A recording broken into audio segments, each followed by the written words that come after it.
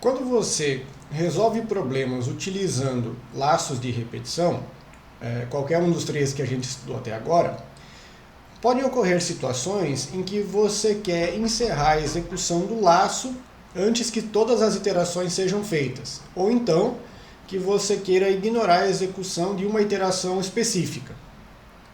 Vamos dar uma olhada aqui num exemplo. Contar se existem 3 ou mais ocorrências do dígito 7 em um número natural informado pelo usuário. Então vamos imaginar que o usuário informa o número 1, 7, 8, 7, 9, 7, 5, 7, 4, 7. Tá? Veja aqui, o que eu devo verificar como resposta é se existem 3 ou mais ocorrências do dígito 7. Então vamos supor que eu comece a analisar cada um dos dígitos do final para o início. Aqui eu tenho uma ocorrência, aqui eu tenho outra ocorrência e aqui eu tenho outra ocorrência. Quando eu contabilizo a terceira ocorrência do dígito 7, veja que eu já resolvi o problema. Então eu não tenho necessidade de analisar esses outros dígitos. Nesse caso, você pode utilizar o comando break. Tá? Qual é o efeito dele quando inserido dentro de um laço de repetição? Então ele interrompe a execução desse laço de repetição e o fluxo de execução segue para a primeira linha após o laço de repetição, após o bloco de código desse laço. Então vamos implementar este exemplo e vamos utilizar o break para analisar se de fato é uma vantagem. Então, o usuário deve informar um número, vamos criar uma variável para isso. Nós queremos contar quantas vezes o dígito 7 ocorre nesse número, então vamos criar uma variável cont 7. Agora lembre que todos os contadores, todas as variáveis que nós utilizamos para contar ou fazer um somatório, precisam ser inicializadas com 0. Tá? A linguagem C não inicializa variáveis com o valor 0 quando eu declaro. Eu preciso fazer isso manualmente. Vamos criar aqui também uma variável chamada countIter, que vai servir apenas para que a gente meça quantas iterações foram necessárias para resolver o problema. Então vamos inicializar com 0 também. Esta variável também é um contador. Então tem a variável número, o usuário vai informar o valor para ele, e aqui os meus contadores. Vamos colocar uma mensagem para que o usuário digite os valores. Então, informe um valor. Cin para dentro da variável número. Como é que nós podemos contabilizar o número de ocorrências do dígito 7? Então veja, como nós estamos trabalhando com números decimais, eu posso extrair o resto da divisão do número digitado por 10 e o resultado vai ser sempre o valor do último dígito, tá? Porque como este 4 unidades não são divisíveis por 10, o resto da divisão é justamente o 4. Extrair esse 4 e analisei ele, o que eu posso fazer? Posso eliminar do número. Para fazer isso, basta dividir o número em questão pelo valor 10. Aqui divisão de inteiros. Então este número é um inteiro e este número é um inteiro. Logo, a divisão tem como resultado 125, ou seja, o número original sem o último dígito. Veja que aqui seria a parte fracionária resultante dessa divisão, mas como são inteiros eu não tenho a parte fracionária. Então eu posso repetir o processo de analisar o valor do último dígito, remover ele do número digitado e repetir esse processo enquanto o valor resultante da divisão ou enquanto o número informado não se transforma em 0. Tá? Como eu vou eliminando os dígitos a cada divisão, vai chegar um momento em que o resultado dessa divisão vai ser 0. Então vamos utilizar o comando enquanto. Enquanto o meu número for maior que 0, ou seja, ele tem pelo menos um dígito, então enquanto o meu número for maior que 0, se o valor do último dígito, então o número, o resto da divisão por 10 for igual a 7, se isto aqui for verdade,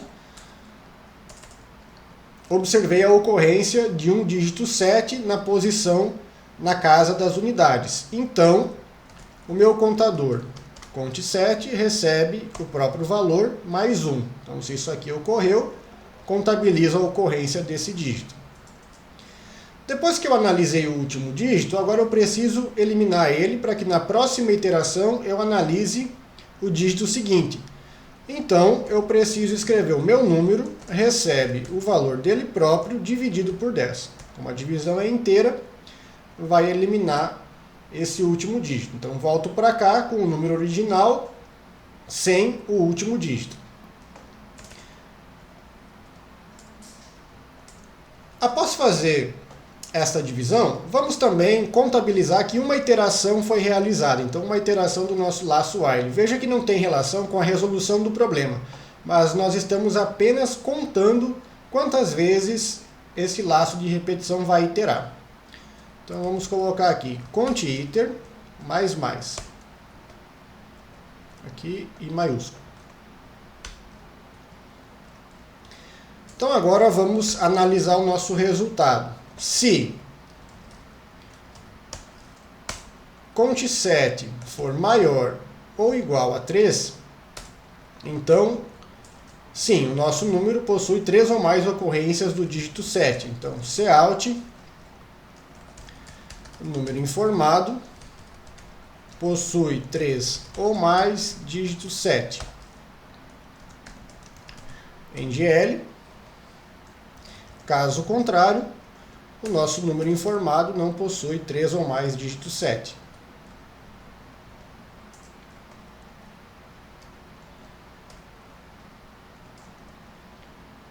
Então, o número informado não possui 3 ou mais dígitos 7. Vamos executar esse código.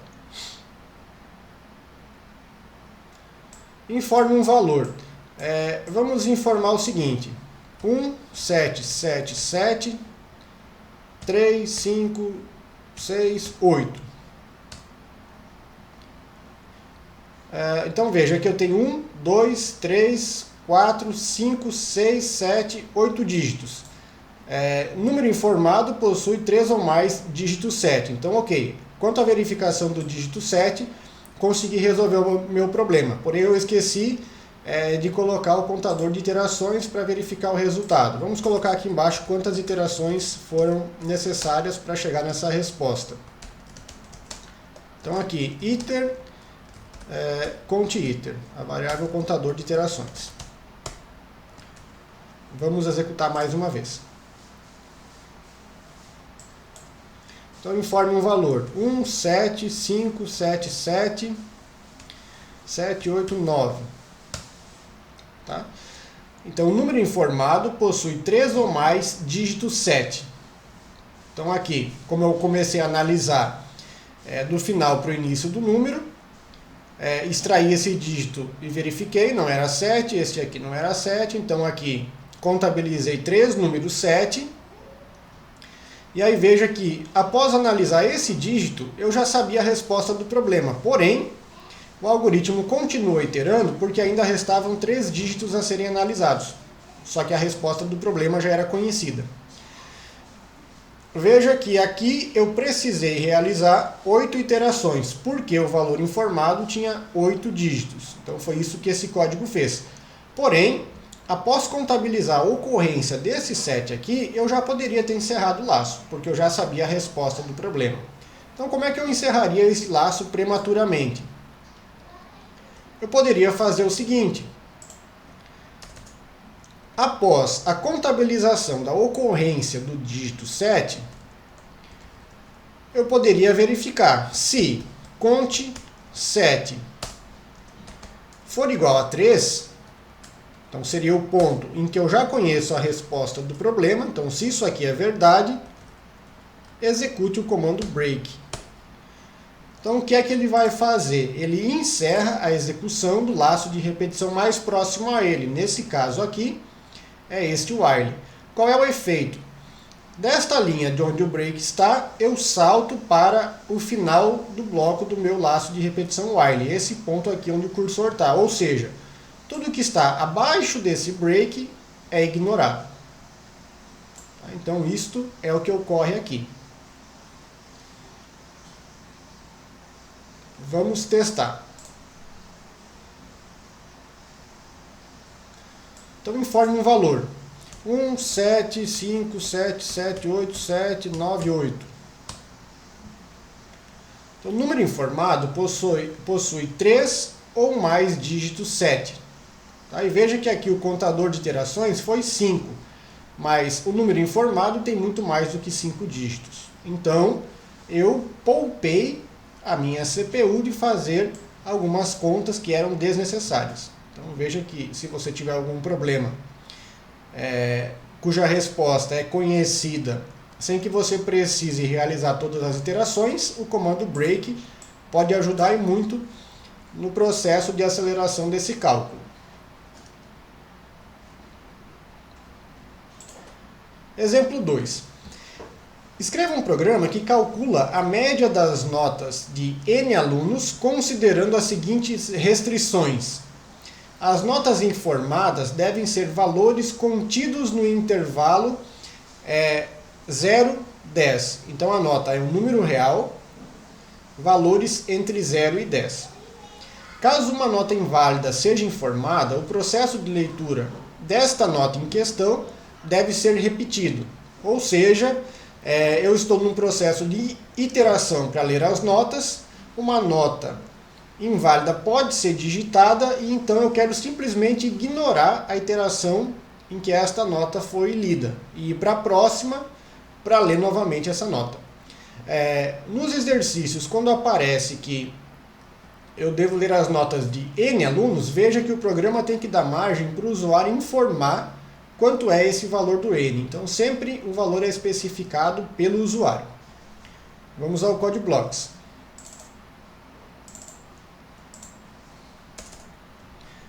Então, um dado que o usuário vai informar é o próprio N, que é a quantidade de alunos. Como eu quero ler uma nota, e ela é um número real entre 0 e 10, vamos criar uma variável chamada nota, que é do tipo float.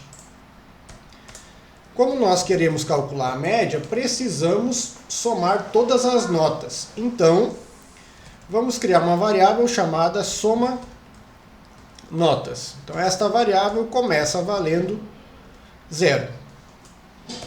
Então o valor inicial desta variável aqui é 0. Aqui 0.0f sinaliza que aqui nós temos um número do tipo float. Tá? Então é o 0 float. Como nós sabemos que N notas devem ser lidas, nós precisamos ter um controle de quantas notas foram lidas até o momento. Então, nós podemos criar uma variável de controle que contabiliza quantas notas foram lidas até o momento. Tá? Vamos fazer o seguinte, como eu sei quantas iterações vão ser executadas, neste exemplo aqui nós podemos escrever um laço de repetição for. Sei quantas iterações, entre aspas, tá? Porque caso o usuário digite um valor que não é válido, nós vamos ter que repetir essa iteração. Então, aquela iteração não valeu. Então, vamos criar uma variável chamada cont, que começa em 0. Então, tem a contagem de quantas notas foram digitadas. Este laço de repetição vai executar enquanto o valor do cont for menor do que o n, tá? Porque de 0 até n-1, eu tenho exatamente N valores, então N repetições.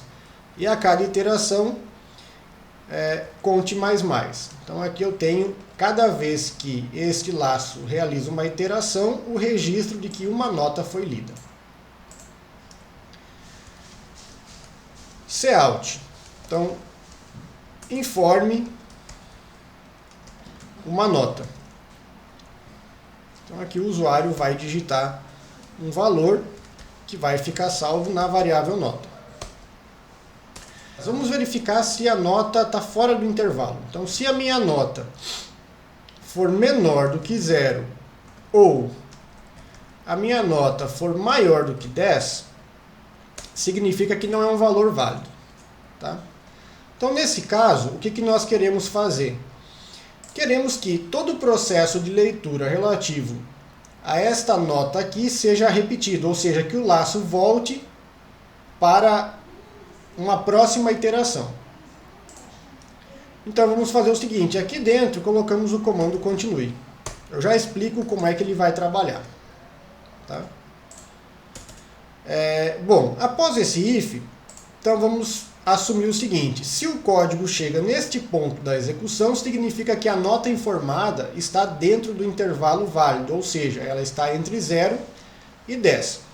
Nesse caso, nós vamos colocar o valor da variável nota, vamos acumular ele com a soma notas. Então, soma notas recebe o próprio valor de soma notas, mais a nota atual que foi lida.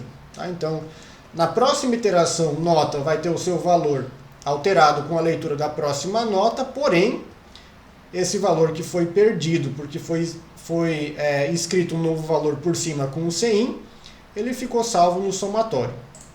Então aqui eu fiz a soma das notas. Então aqui na variável soma nota, eu tenho a soma de todas as notas. Vamos ver o que mais é necessário ser feito. Por enquanto nada. Ok, voltando ao nosso if, veja o que vai acontecer aqui. Se a minha nota for menor que 0 ou maior que 10, eu vou acionar o comando continue. Porém, antes dele, eu vou diminuir 1 da minha variável cont. Eu já explico por quê. Tá? Então, vamos imaginar que na iteração atual, a variável cont tenha assumido um valor igual a 5. Então aqui eu faço cont menos menos, cont vira 4, o comando continue é acionado, então deste ponto aqui do código, a execução salta diretamente para o incremento. Então cont mais mais, o cont volta a ser o 5. Depois desse incremento, a execução volta para a verificação da condição. Se esta expressão resulta em verdadeiro, então este código é repetido, ou seja, a leitura é feita novamente e o contador de iterações continua com o mesmo valor da iteração anterior. Tá? Então note o efeito do continue. Quando ele é acionado, todo o código que está abaixo dele é ignorado e a execução salta diretamente para o incremento, ou seja, para a próxima iteração. Porém, como nesse caso eu subtraí 1 da variável de controle, ao fazer o incremento nessa variável, eu volto exatamente para a mesma iteração que eu tinha. Tá? Então veja aqui, eu só acumulo em soma notas a nota que foi lida nesta iteração, se ela for um valor válido. Se ela não for, o comando continue faz com que eu volte para a iteração anterior e refaça a leitura da nota. Tá? Podemos, inclusive, colocar aqui uma mensagem que informa o usuário que a nota é inválida. Então, nota inválida. Então, ele sabe que vai ter que repetir a leitura daquela nota. Então, ao final do meu laço de repetição for, eu tenho o somatório das notas e eu sei que para calcular a média, basta que eu divida pelo valor da variável n. Tá? Então, n diz quantas são as notas. Inclusive, aqui eu acabei esquecendo de solicitar ao usuário quantas notas ele iria informar. Então, informe a quantidade de notas. Sem n. Então, aqui eu tenho a leitura da quantidade de notas. Ao final, como eu já tenho o somatório das notas, eu posso calcular a média. Então, vamos declarar uma variável que recebe o resultado da média.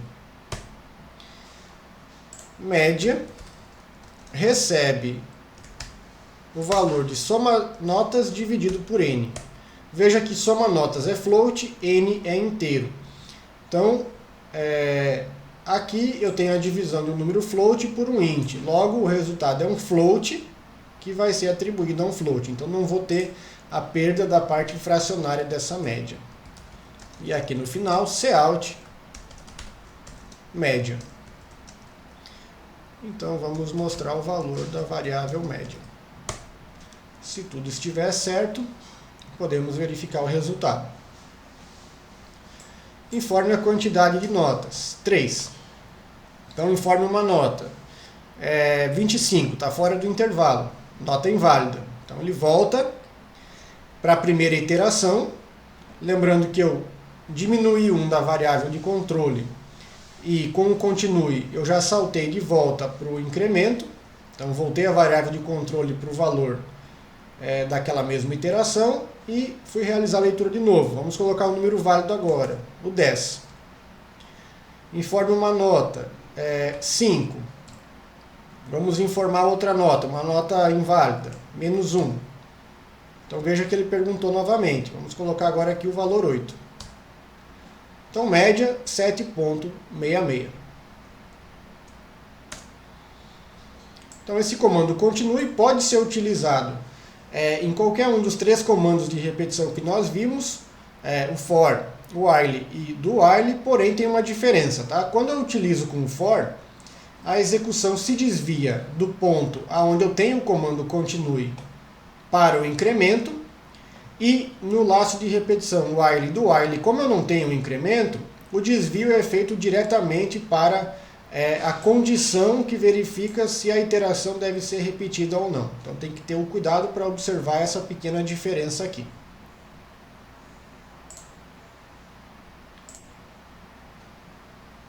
Tudo bem, então espero que vocês tenham entendido a diferença entre esses 2 comandos e em que situações vocês podem utilizar eles. Qualquer dúvida, entre em contato comigo, que eu vou ajudar vocês a aprofundar um pouquinho mais o estudo sobre esses 2 comandos.